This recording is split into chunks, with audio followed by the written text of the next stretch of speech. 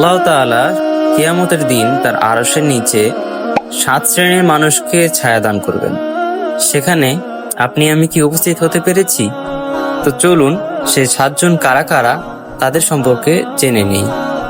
শুরুতেই আমাদের যে 7 শ্রেণীর মানুষ রয়েছে তাদের মধ্যে প্রথম ব্যক্তি হচ্ছে ইমামুন আদিলুন, অর্থাৎ ন্যায়পরায়ণ বাদশাহ।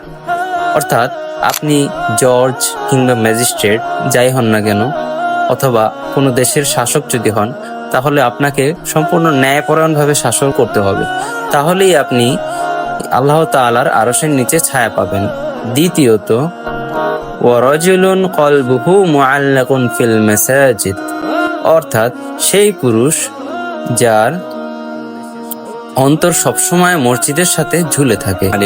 সম্পূর্ণ ভিডিওর জন্য নিচের দেওয়া লিঙ্কে ক্লিক করে সেটি দেখে আসুন।